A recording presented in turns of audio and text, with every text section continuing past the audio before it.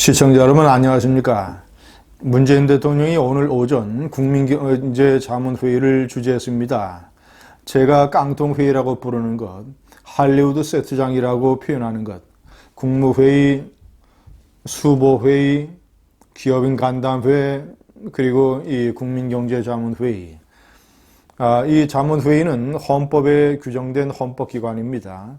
대북정책에 관해서는 평화통일정책자문회의, 경제정책에 관해서는 국민경제자문회의, 둘 다 대통령이 위원장입니다. 국민경제자문회의는 대통령 위원장 그리고 민간학자들, 대부분 미국 같은 선진국에서 박사학위를 받은 이런 국제경제 전문가들입니다.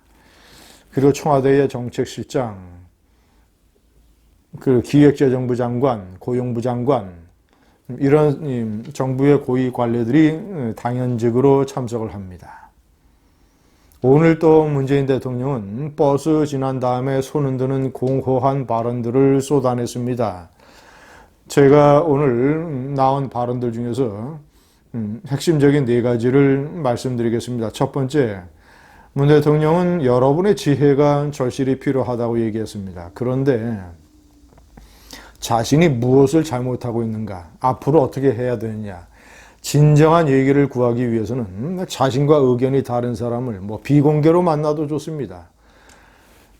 예를 들면 자유우파 진영의 경제학자들 또는 역사학자들, 이런 사람들을 불러서 얘기를 듣고, 아니면 이 과거 정권에서 주일대사를 지냈던 외교관들이나 이런 사람들의 얘기를 들어야 정말이지 문재인이 얘기하는 지혜라는 표현에 어울리는 그런 조언을 들을 수가 있을 것입니다. 그런데 완전히 제가 지금 방송을 하는 이 시각 현재는 자문위원들이 무슨 말을 했는가는 아직 보도되지 않고 있습니다. 그러나 저는 뻔하다고 생각합니다.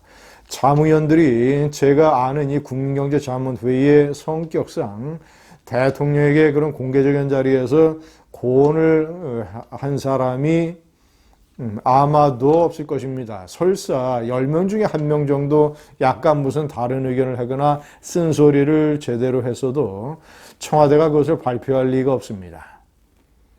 그저 문비어천가 하나 부르고 문재인이 취하는 이 정책에 맞장구나 치는 그런 얘기들로 가득 찼을 겁니다. 그런데 무슨 그런 자문회의에서 여러분의 지혜가 절실히 필요하고 여러분의 지혜를 구합니까? 벌써 지혜를 구할 문재인이라면 애초에 징용 배상 판결 문제가 나왔을 때부터 안 된다. 그리고 이것을 슬기롭게 대처하려고 했던 박근혜 대통령과 김기춘 비서실장, 그리고 양승태 대법원장 법원행정처장, 이런 사람들을 사법농단으로 단죄하려고 들어서는 안 된다. 일본이 보복 조치를 취할 테니까 미리미리 준비해야 된다라는 그런 얘기를 일찌감치 들었어야 되지 않습니까? 무슨 적폐청산 칼춤을 춘다고 양승태 대법원장에게 사법농단의 굴레를 씌우고 김기춘 비서실장도 완전히 무슨 친일파 사법농단을 한 이런 사람으로 몰아붙이고, 그리고 일본이 경제 보복을 준비했을 지난 1월 달서부터 부인 데리고 국민 세금으로 9개 나라나 국빈 놀이를 하는 여행이나 하고 아무런 보복에 대한 준비를 하지 않다가 이제는 보복이 시행이 되니까 완전히 반일 선동으로 몰아붙여서 엉뚱한 핫바지 바람새는 소리나 하고 있습니다. 두 번째, 승자 없는 게임이라고 얘기하는데 이것도 틀린 말입니다. 문재인은 일본 기업들도 수요처를 잃을 것이다. 그 양국의 경제적인 피해가 발생한다라는 논리로 승자 없는 게임이라고 주장을 했습니다. 그러나 저는 그렇게 보지 않습니다. 일본이 생각하는 승패의 개념과 문재인이 생각하는 것과 다르기 때문입니다. 일본은 다소 약간의 경제적인 피해가 있다 하더라도 경제적인 일본 기업들이 얻는, 그리고 일본의 관광업계나 또는 한국의 불매운동으로 일본의 기업들이 얻는 피해는 일본이 생각하기에 그리 심각하지 않을 것입니다. 대신 일본은 무엇을 승리라고 생각을 하느냐? 왜 이런 보복 조치를 취하느냐? 일본은 차제에 1965년 한일협정과 국교 정상화로 만들어 놓은 한일 간의 관계를 뿌리부터 흔들려고 하는 이 문재인 좌파 정권. 문재인 좌파 정권에 타격을 가하고 그리고 국제법을 어기고 자꾸 과거사에 매달리면 한국인들이 경제적으로 어떤 피해를 보게 된다. 한일 간의 미래관계를 소홀히 하면 어떤 장애가 발생한다라는 것을 한국인들에게 깨우쳐줘서 한국인들이 그런 발상의 전환을 갖게 되고 한일 간의 미래관계를 제대로 정립할 수 있고 더 이상 과거사 문제를 가지고 일본을 괴롭히지 않는 한국으로 변신한다면 구체적으로 내년 4월 총선에 문재인 좌파 정권이 타격을 입고 그리고 이러이러한 사태들로 인해서 시간이 지나게 되면 왜 이런 일이 벌어졌는가? 문재인이 나라를 잘못 이끌어서 이런 경제적인 어려움과 한일 관계의 위기가 왔구나라는 인식을 가진 사람들이 점점 늘어나게 된다면 내년 4월 총선에 그런 것이 반영이 될 것이고 길게는 2022년 대통령 선거 때 정권 교체의 가능성에 도움이 될 수 있다. 그렇다면 한국의 문재인 정권에게 타격을 주고 한국인들이 한일 관계를 바라보는 시각을 바꿀 수 있는 계기를 이번에 만든다면 그것이 장기적으로 아베의 일본은 승리라고 생각을 하는 겁니다. 승패, 점수를 매기는 기준이 문재인과 다르다는 것. 문재인은 이걸 모릅니다. 그저 얄팍하게 일본 기업들이 단기적으로 얻는 경제적인 손실이 있으니까 승자 없는 게임이다. 천만의 말씀입니다. 일본의 경제관과나 일본의 기업들은 한국인들이, 한국의 정권이 일본에 대한 생각을 바꿈으로써 과거사를 이제는 묻고 앞으로 미래를 향해 전진하겠다는 새로운 한일 관계의 뉴 패러다임을 한국인들이 채택을 하게 된다면 그 뉴 패러다임이 가져오는 경제적인 이익이 훨씬 더 클 것이다. 라는 생각을 일본은 하고 있는 것입니다. 세 번째, 자유무역의 혜택을 본 일본의 이율배반이다. 라고 얘기를 하고 있습니다.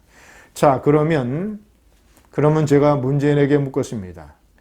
1965년의 한일협정 이래로 한일 간의 경제협력으로 인해서 혜택을 본 그런 어떤 한일 관계를 과거사에 매몰돼서 국제법을 어겨가면서 깨려고 하는 이것은 이율배반 아닙니까?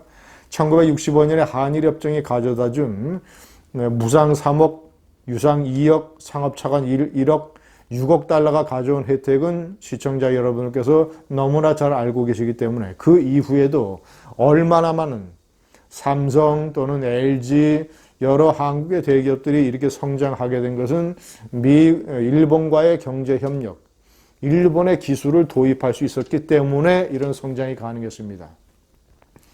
또 하나 구체적으로 전두환 대통령이 81년에 레이건 대통령과의 정상회담을 통해서 마련한 일본에게 차관을 요구해야 되겠다라고 하는 경제정책, 한 개 사단을 유지하는 데에 10억 달러가 든다. 그런데 1971년에 미국의 7사단이 철수하기 전까지는 한국 내에 2개 사단이 주둔했다. 1년에 20억 달러다. 5년만 쳐도 100억 달러다. 이런 주둔하는 비용, 미국의 사단이 주둔하는 비용의 대가로 일본이 안보상의 이익을 얻어서 일본이 경제 발전에 매진할 수 있었기 때문에 일본의 안보 무임승차론을 제기하자. 그래서 거기에 상응하는 차관을 우리가 요구하자. 왜냐? 전두환 대통령 취임 당시에 한국이 상당한 외채에 시달리는 이런 경제적인 어려움이 있었기 때문에 그래서 100억 달러를 요구했고 그리고 교섭 끝에 최종적으로 40억 달러의 아주 조건이 좋은 차관을 얻어낼 수 있었습니다. 그래서 남미의 국가들과 달리 전두환 정권 내에는 외채 위기로부터 벗어나고 또 3저 현상까지 겹쳐서 전두환 정권 내의 평균 경제 성장률이 역대 정권에서 최고를 기록을 하게 됐습니다. 10%를 넘는 연평균 경제 성장률을 기록했습니다. 이렇게 일본과의 경제 협력을 통해서 한국이 경제 발전을 할 수 있었던 것. 이것은 그럼 왜 외면하고 지금 전부 이 근본을 뒤엎으려고 하느냐. 이것은 문재인 당신의 이율배반 아니냐. 이 질문에 대해서 문재인은 어떻게 답변을 할 것입니까? 마지막 네 번째, 제가 여러 차례 지적을 했지만 또 문재인은 한국의 대법원 징용배상 판결에 대해서 일본 정부가 문제를 삼는 것은 민주주의의 삼권 분립 원칙을 모른다는 논리를 폈습니다. 이거 아주 잘못된 것입니다. 삼권 분립 원칙보다도 국제적인 문제에서는 한 나라의 사법부가 국제 간의 약속이나 협정이나 또 어떤 조약에 해가 되는 판결을 내리지 않는다는 사법 자제의 원칙이 있습니다.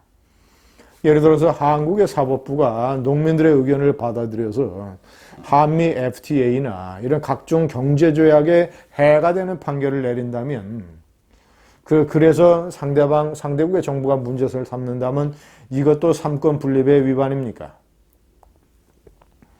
삼권 분립, 이 국제적인 문제에 관해서 삼권 분립이라는 우물 안에 갇혀서 사법 자제의 원칙이라고 하는 대원칙보다도 높은 벼랑 위에서 독수리의 시각으로 내려다보는 이런 것을 모르는 깨구리 대통령의 근시안적인 국민경제자문회의 발언이었습니다. 감사합니다.